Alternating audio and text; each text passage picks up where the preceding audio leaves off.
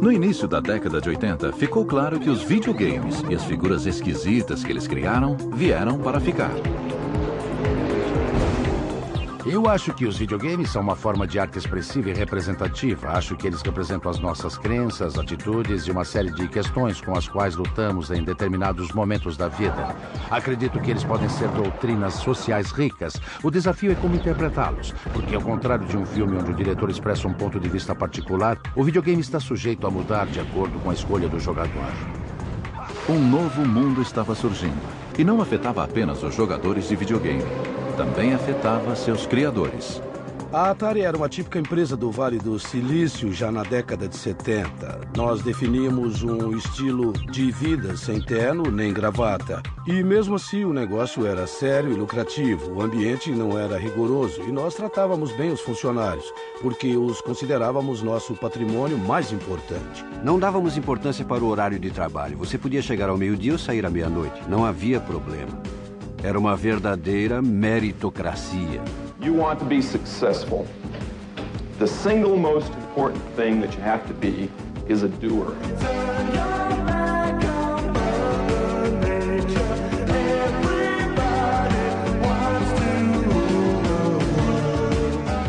Mas também era uma época de muito dinheiro e negócios. E a Atari entrou no jogo quando Bushnell vendeu a empresa para Warner Communications.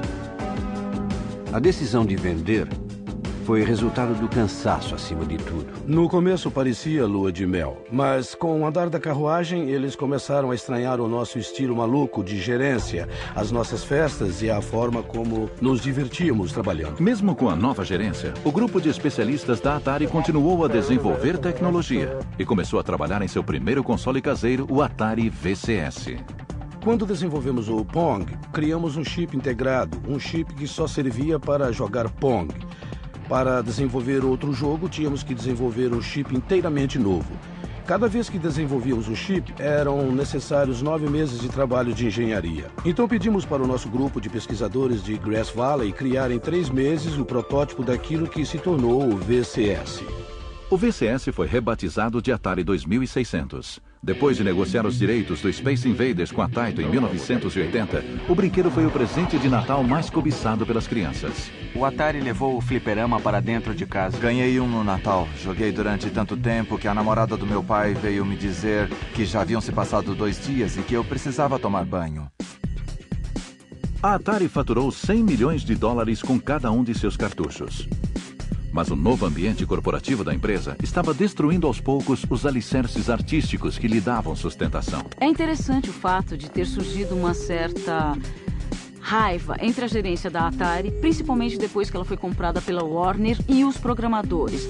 Como recebiam salários de até $20 mil por ano para desenvolverem os jogos, que se tornavam cada vez mais lucrativos, os criadores começaram a questionar por que não levavam um mérito. Eles tinham medo de fortalecer as pessoas. Eu acredito que as pessoas merecem ser valorizadas no ambiente de trabalho. Aquele tipo de hierarquia que surgiu era justamente o que havíamos tentado evitar inicialmente dentro da Atari. Bom, pouco tempo depois, 4 caras saíram, montaram uma empresa chamada Activision e começaram a vender os seus próprios cartuchos que eram ótimos. Esse foi o fim do monopólio da Atari. Eu me tornei insuportável para a gerência da Atari, porque comecei a chamá-los de idiotas. Mas não é nada bom fazer isso com caras que são de Nova York e andam de terno. Isso culminou em uma reunião do conselho no meio do ano, e eu fui demitido em janeiro do ano seguinte. Certainly Bushnell's life is better because of it, at least financially, but he is locked out of the business he started. A Atari ainda acreditava que ser o maior peixe do mar capitalista era uma garantia de rendimentos. Assim como o crescimento econômico da década de 80, eles pensavam que duraria para sempre. O sucesso da Atari veio muito fácil para as pessoas que estavam no comando. Eles não perceberam que era preciso tomar cuidado e acharam que não precisavam se esforçar muito. O Atari perdeu a graça. Quando você reduz a criatividade a uma mera estratégia de marketing, a coisa fica perigosa, porque as pessoas enjoam. O jogo que todo mundo comentava era uma versão do ET, lançada em 1983. Ela era tão ruim que o Al Alcor, o criador do Pong que trabalhava na Atari, começou a chorar quando viu. O presidente da Warner fez um acordo com Steven Spielberg e nós pagamos uma quantia assombrosa. 10 milhões, se não me engano. Ele foi criado a baixo custo, na correria, para ser lançado às pressas no mercado. E as crianças correram para comprar o jogo e logo descobriram que o que haviam adorado na telona era terrível no videogame. Na verdade, havia tantos cartuchos encalhados que a gente precisava se livrar deles de alguma maneira.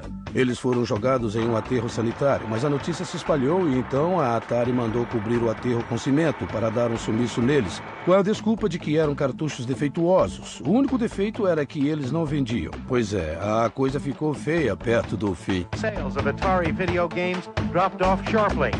Somehow, Atari products became... Em 1983 foi o ano do grande desastre. No final da década de 70, quando você conversava com as pessoas que fabricavam games, elas diziam que nesse ramo era só tirar um jogo novo para cima e esperar o dinheiro cair de volta. Então o que aconteceu foi que todo mundo tentou entrar no mercado.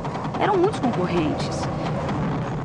Dezenas e dezenas de empresas. O público ficou tão saturado com os jogos e vários deles eram tão ruins que as pessoas perderam completamente o interesse pelo brinquedo.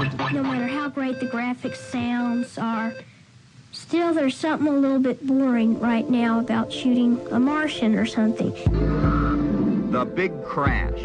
Not since 1929 has an industry fallen so far, so fast. The victim of oversaturation. No final, a baixa qualidade dos cartuchos para o Atari 2600 e o surgimento de jogos para computadores pessoais foram demais. A indústria do videogame havia se estabelecido como um negócio legítimo. E como qualquer negócio, tinha momentos bons e ruins. Tornar-se obsoleto era só uma questão de tempo. Foi o que aconteceu com a Atari, uma morte repentina e dolorosa, mas eu já sabia. Ela já estava morta para mim em 1981, mas foi em 1983 que realmente acabou acontecendo. Burrice. Eu ganhei mais dinheiro vendendo as ações da Warner, porque previ o que aconteceria, do que ganhei com a venda da Atari. Não, isso é mentira. Mas eu me dei muito bem, vendendo as ações de qualquer forma. O jogo foi reiniciado e as portas estavam abertas para qualquer um que tivesse interesse por videogames e cabeça de programador. A aventura estava começando.